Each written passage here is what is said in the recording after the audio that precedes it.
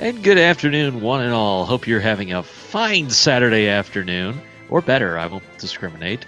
But we are here to enjoy some Final Fantasy Randomizer on Speed Gaming 2. The Randomizer League continues this round, the challenge. Defeat Chaos with 3 black belts and a red mage. Maya, who thought of this? Sorry, that would be me. This was absolutely my fault. I thought to myself, everybody loves black belts, so let's just give everybody too many black belts and see what happens.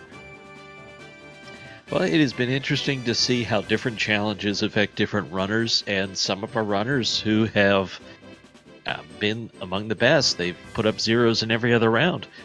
At least 2 of them still searching for their 0 in this round. One of our featured runners, Tristal, is in that category. Currently a .05 to his name.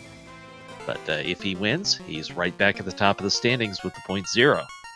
Yep, and that's exactly it. Fuchsia Fantasy and Len the Cat also looking to clear away chaos points. Fuchsia already has a 0 in this league flag set as we watch them get going, and Life 2 already available on the White Magic side.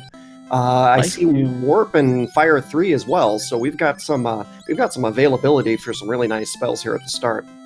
That's a pretty loaded level 1. It's why I actually like to check the Black Magic shop first. I would rather have the Fire 3 first for menuing purposes. It won't make a ton of difference, but it's seconds here, seconds there. It starts to add up.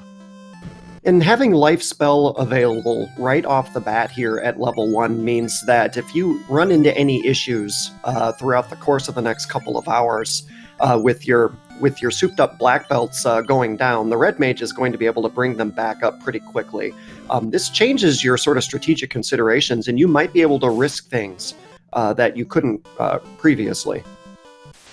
We have very cheap tents available, which is handy if you're going to do encounter manipulation, but those first 2 encounters are really close together. Then it looks like we got a hero run for the 3rd spot. Len the Cat's going to give us a chance to look to see what these encounters are. Zombies are group 3 off the beginning of the cycle, and then wolves by themselves probably, wow, that could be group 6. Yeah, I don't keep up with that kind of stuff. I just pay attention to how deep the encounters are. Of course, you're looking for a group 7 or a group 8 encounter, and wow, Len the Cat finding the floater off the bat. Trenton, we may be going to lunch early today. Early would have been a half hour ago. This is late. Wow, early floater find. This is going to be a fast seed, and you're going to want to think about where you're going to grind your black belts up to be most efficient, because this is looking, it could be a 90-minute seed if things spool out correctly here. Well, this is a non-trivial Garland early on. You might not actually be able to beat him with only 1 cast of Fire 3. Len didn't like his roll on the first try, so he's trying again. That is a good strategy when you've only got 1. Tristal, meanwhile, sprinted immediately for the pirates and found them pretty easy to take down with Fire 3. He has a ship, so we'll see whether or not he goes back to Temple of Fiends to go and check those chests. Len the Cat running backwards, back over to Canaria. Well, you do have a floater, so you're not going to feel terrible about that. And if you have to leave Garland till the end, that's actually not the worst thing. 1 warp will put you right back there. Tristal's going to give us a peek into the level 2 magic shops now. There's Heal 3 for the red mage. That was an instant pickup. Lit 2 is probably going to be a pickup, and that's not bad for the first couple levels. It's not the dream, but some space, some useful things on both levels is always a good way to go. I'll be interested to see if anybody picks up the Confuse spell that was also sitting there at level 2 for possible, troll strats with carry. You know, I think the main reason I would want that, as we see a gold bracelet is up here at Montoya's Cave. The Confuse would have been my last resort AoE against the pirates. Otherwise, I just don't think I'm going to use a spell slot on that. Got it. Yeah, I agree. The gold bracelet's going to be a really nice pickup for 2 different reasons. You could put it on your red mage immediately here. Also, depending on how the money sort of spools out here, that gold bracelet could be sold for some cash if you want to turn it into spells quickly. It's going to be the best defensive absorb item for most of your party. If you find the opal bracelet, that would outclass it, of course, but hey, there's only one of those in the game, so gold is probably going to carry the day for at least half of your end-game party. This is one of those trap seeds where people are going to need to run up to Temple of Fiends to make sure that they check those 3 chests on the left side. Sometimes some of our speedrunners will skip chests, either in Dwarf Cave, or they'll skip Matoya, or they'll skip Temple of Fiends, playing the odds and looking for that TNT, which is the first progression item down in the Marsh Cave. As we're seeing Tristal check the chests on the left side now. We'll have to watch and see if any of our runners try to shave a few seconds off their time and end up missing a progression item in the process. Yeah, this is part of what makes Tristal so good. You look at it, he went to get the ship first. Watch the sync between him and Len, and you're probably going to see very similar completion times. Yep, by the time they're done with all of this. There are 2 chests over here in the Dwarf Cave to go ahead and check, and this is, again, another opportunity where runners can skip those 2 chests and play the odds and go straight to Marsh, or go ahead and take a peek at the dwarves and make sure you're not missing anything important. I think with early floater, it becomes even more important to check those 2 chests, because if you've got TNT and floater, then the world is open to you.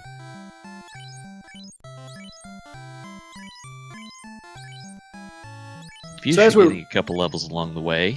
Yep, and as we were saying, Fuchsia Fantasy is the one who already has won one of these seeds and is playing a little bit of defense, just trying to deny a full chaos point clear from the other 6 runners that are in the race today. So we've got Fuchsia up here down to the lower right, since he's sort of our pace car, so to speak, trying to deny other people a good chaos point result here. Bottle for sale in Provoca. It's why you better check the item shops. It will be required later on, so the sooner you know where it is, the better, because you don't want to have to be searching around for it later on.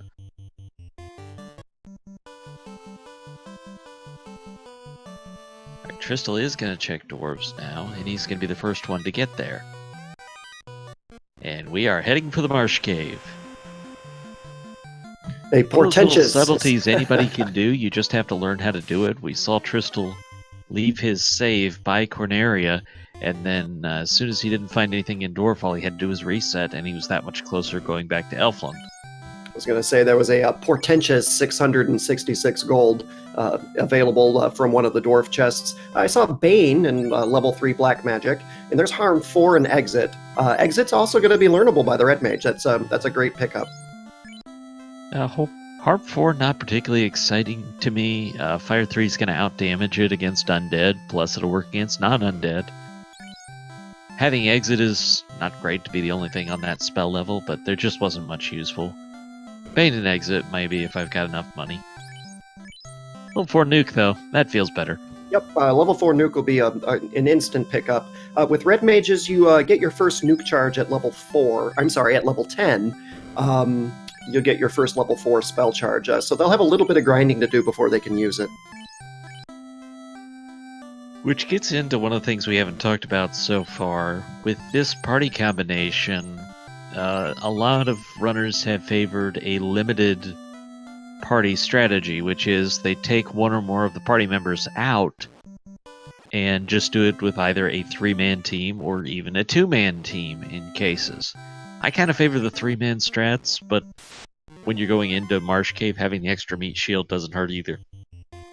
Yeah, I think you're right. For my own play purposes, I feel like a 2-man strategy in this flag set is a little too lean for my tastes. But this is all really sort of moot, because Life 2 being in the level 1 spell slot means you're going to be able to bring people back up at will if you need a few extra characters to act as those meat shields. Still a little bit shy on magic, though, so for Marsh Cave, that's not quite as true as it's going to be, say, when you're in the 15 to 20 range. Because if you get something that you want out of the first out of this north side first area, you'll want to cast Warp twice and get out of here and save it.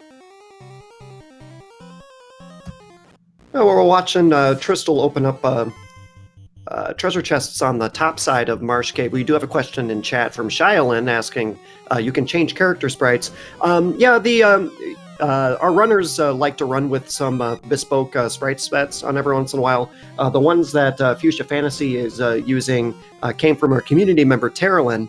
And if you go to ROM hacking, I believe you can pick up that sprite set and incorporate it into your own game. Nothing but gold on the north side.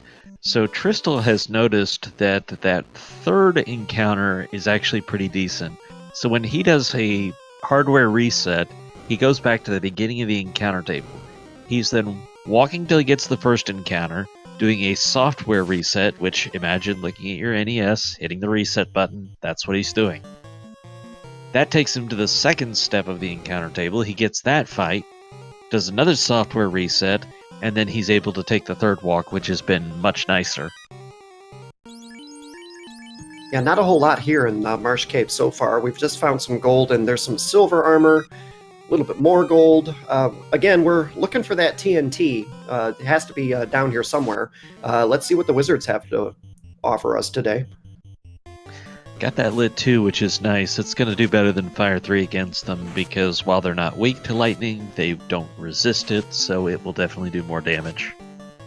Looks like Tristal's a little fortunate here that the wizards aren't packing too much of a punch, because his party is rather low level.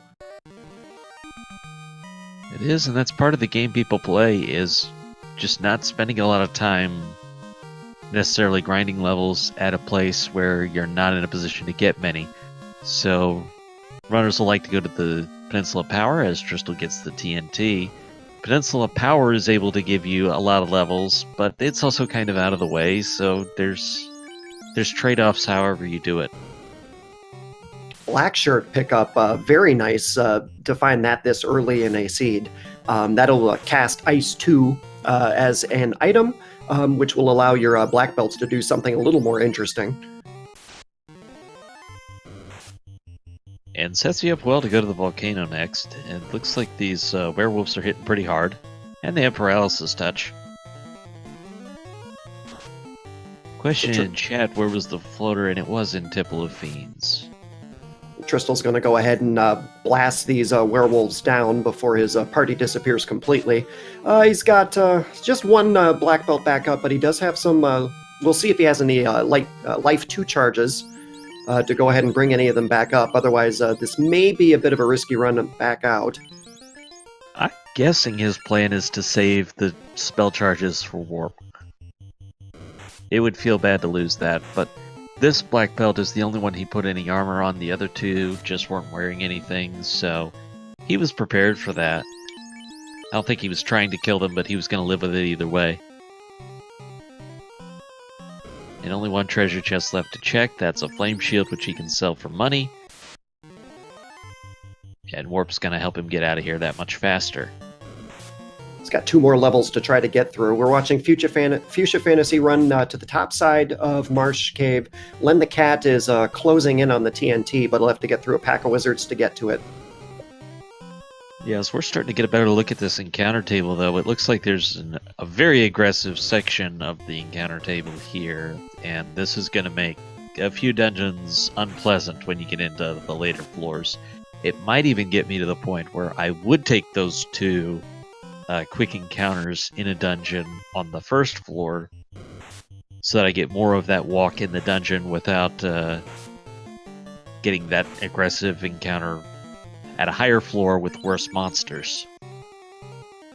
So with an early floater find, you're going to be able to pick up that airship incredibly early, and this is going to become a bit of a choose-your-own-adventure seed, because you could conceivably, with the cheap bottle at about 3,000, you could go check Sea Shrine, you could go check the waterfall. There's a whole host of areas that our runners could get to.